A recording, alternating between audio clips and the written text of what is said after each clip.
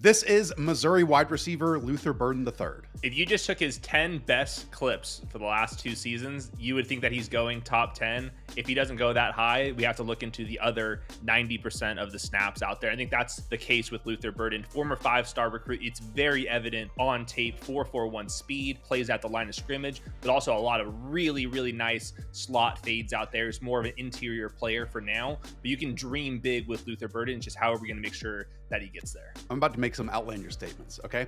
2023 Luther Burden is the most fun I had watching wide receiver so far this year, to the point where I can totally understand why some people, including my friend Fran Duffy, rank him as the wide receiver 1 in this draft class. He has the speed that you feel when watching him. I'm sure you feel it when on the field, both with the ball in his hands and after the catch.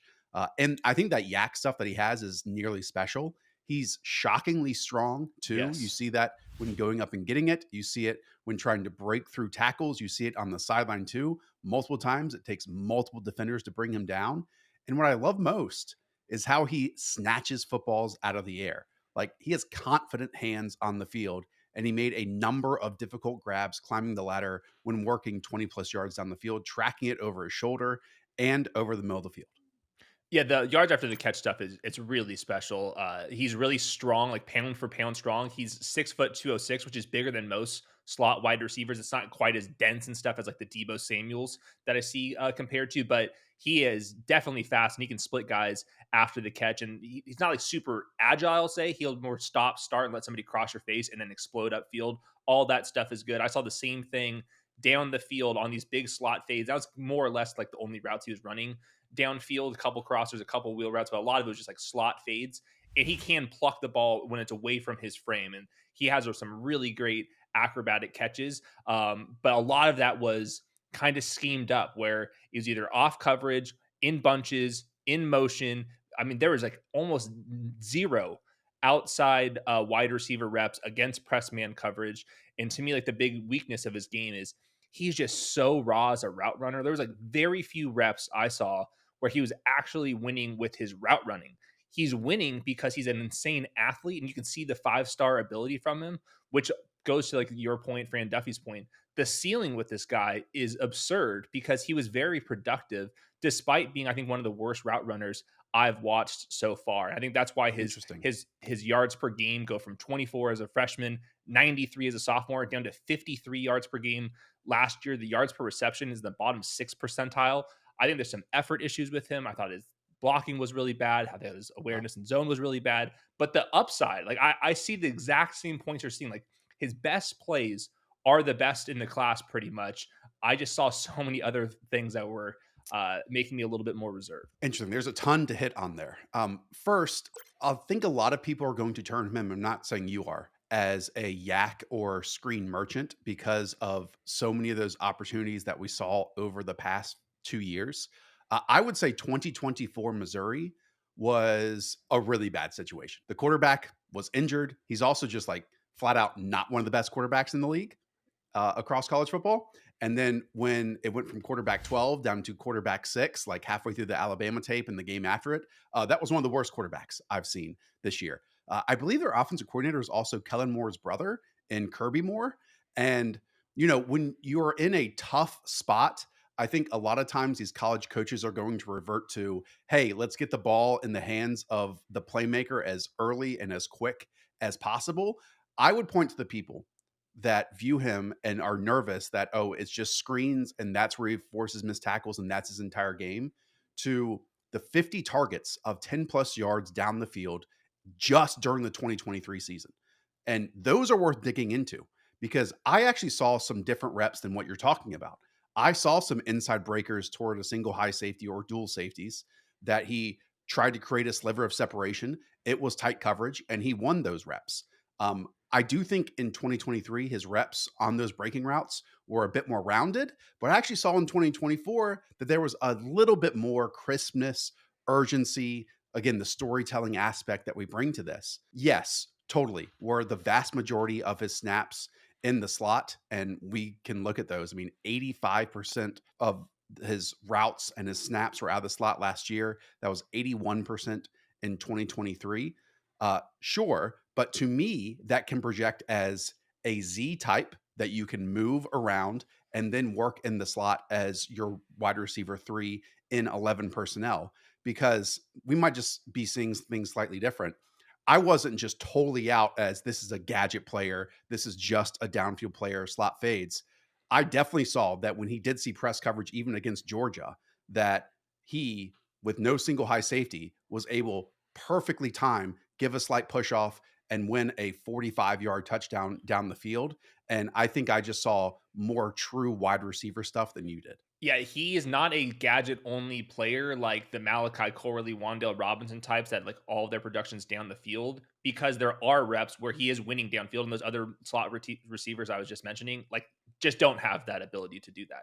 Where I think I'm seeing differently is there was I mean literally like a couple outside wide receiver press man coverage reps where he won. But for the most part, there was just absolutely none of it. I thought his release package in some of those situations was really bad. I think there's a reason why they kept giving him free releases out there. And then there was a couple reps over in the middle too, where I thought that he would let the ball get inside his hands when the ball was like coming towards his chest, and that made me a little bit nervous as well. And it's just Wow. like it's very odd to me that he can be this good of an athlete, a 5-star guy, and then your production gets cut in half. And it's not just because the quarterback played, because his teammate was just outclassing him in terms of the production. And 35% of his catches were behind the line of scrimmage. So that's like the starting point with him. And that gives him some level of a floor, because he's like, you only have like one guy in your team that you're manufacturing touches for. Luther Burden like should be that guy. I think he can turn into a well-rounded player. It's just going to take a lot of development and buy-in from him.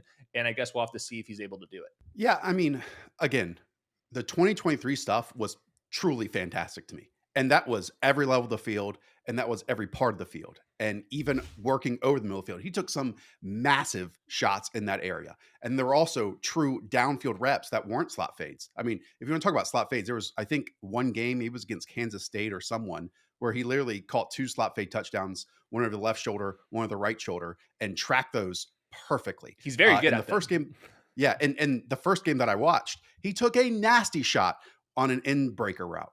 And yes, I do agree in 2024, maybe he wasn't as willing to take some of those shots and take some of those massive hospital ball hits. But we've also seen him do that in 2023 at a really, really high level. The forced missed tackle rates are truly absurd. I mean, he Yep. forced 30 missed tackles in 2024 and then 20 in 2023. And that coincides with just a 4.5% drop rate and a 56% contested catch rate over the last two seasons. Again, I don't know if you saw something different, but I think his hands verged on spectacular. Now, were some of the moments in 2024 less so than where he nearly caught absolutely everything thrown his direction? And it wasn't just that he caught it, it was how he caught it. There were consistent, like, I'm going to pluck this out of the air before it gets to my frame, unless it goes into my frame. And that's better because I have a corner draped on the back of me and it shields it in that moment, in that catch, in that opportunity. I'm not going to say he's a perfect player at all, but we've seen so many prospects where, sure, they're good with the ball in their hands, or they are just good on down the field reps. To me, I saw enough where if you get him as a manufactured touch player, if you get him in yards after catch capabilities, if he lands with a good offensive coordinator that gives him free releases, then you're going to have someone who changes games and changes Mhm. moments. And it's not just that, it's not just working in the shorter portion of the field. He also takes the roof off. Like, there were terrifying moments where these corners were spun around like a top and he was there down the field and his quarterback missed him or laid the catch way, way, way too short. And then I think because he's 21 and we've already seen this element plus the athlete he is, hopefully he can grow in the other aspects of the game. And if that happens, then you have like a legit Mhm. playmaker at the NFL level. Okay, so you're very bullish on him. I understand the reasons to believe. Where do you take this profile? Because it sounds like you're in agreement that there's some development that needs to happen for him to be like a very legit player, but you like really like the floor of what he's already bringing to the table. So, like, are you okay with his production being cut in half? Are you okay with the lack of Oh effort yeah, I mean, at I'm okay times? with it because 2023 was truly spectacular stuff. So, would you take him in the first round? Yeah, Okay. I Yeah. mean, look, it is just me watching what is on the field. I have no idea what happens off of the field, right? I'm not able to talk to these prospects. So what I do is I go and watch these interviews they have with media people. I will say his interviews with media people were quite bad. He is not a conversationalist. Let's put it that way. Maybe not very retrospective and introspective and all that type of stuff. And so I have no idea how these teams are going to handle the conversations they have with him. But if we're just looking on the field, to me, he offers things after the catch with the ball in his hands, true sixth sense stuff and game breaking moments and creating explosives in both ways with the ball in his hands, plus getting vertical that is so difficult to come through and come by right now that, yeah, I am totally comfortable taking those elements of his game in the first round. Okay. Yeah. I think some people see that way. I think I'm willing to take this guy somewhere in the second round. I think there's some other wide receivers I'd rather have in front of him. And I will tip my hat to the believers if Luther Burden proves me wrong and that he is as good as his highlight plays were.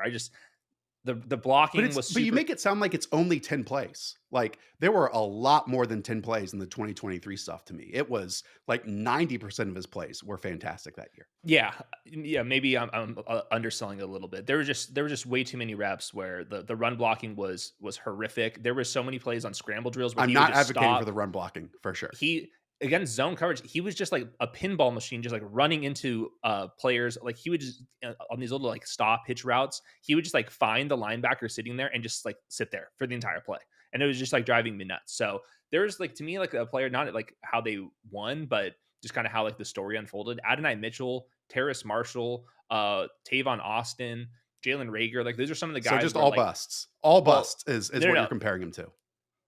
I think there's a chance if he doesn't live up to his potential, there's some other reasons for that. My actual like upside comp would be Rasheed Rice, who's I think Yep. best in this manufactured plus role, but he is exceptionally fast. And when he gets opportunities, split defenders or work down the field a little bit, he is really really good, and he's a very valuable wide receiver for the Chiefs in the right role. And I think Andy Reid's unlocked that. I just think there's a couple other comps that make me a little bit nervous here. So I would take him in the second round, acknowledging his upside. But we'll see exactly kind of where he falls. I think that he's one of the most boom bust players in the draft. Some of the negatives you brought up, I totally agree with. Like he rounds his breaks a bit too often. I don't think he snapped them. Again, he did that a bit more in 2024. Could use some more exaggeration with that. And then it looks like sometimes he has real indecision in his routes. And that's probably Yes. versus zone coverage. And it can lead to terrible miscommunications with his quarterback. Like if you can't read zone coverage, there's going to be some issues there. I think Yeah. people are underselling because of the screens that he got and the split foot action that he got to get him out in space, how big of a player he is. Like he's Mhm. 6 foot 206. That's the same size as DJ Moore. That is bigger than Rasheed Rice entering the NFL. And I feel like he's being compared to some of these like gadget type wide receivers that failed Yeah. because they couldn't run routes and that they were just better in the 0 to 9 yard range, where Mhm. he offers legit strength to his game. There was one play versus Florida where it's a 17-yard catch over the middle of the field. A safety has a knockout blow to him. The Yep. safety comes up and tries to deliver it, and he falls flat on the ground while Luther Mhm. Burden just continues on Yep. and runs for 10 extra yards. So, Yep. again, tough to bring down. Just his vision with the ball in his hands is like spectacular. And again, if you get him in single coverage with press to me or without it, then I think he's has the timing and the catch radius to go up and get it down the field. And then hopefully we can work on those kind of like intermediate places, even though I think in 2023 there's a lot of intermediate stuff over the middle of the field. Cool. I like it when we disagree. Makes it more fun. So I think this is like firmly a total disagreement from you and I, and we'll see where he goes.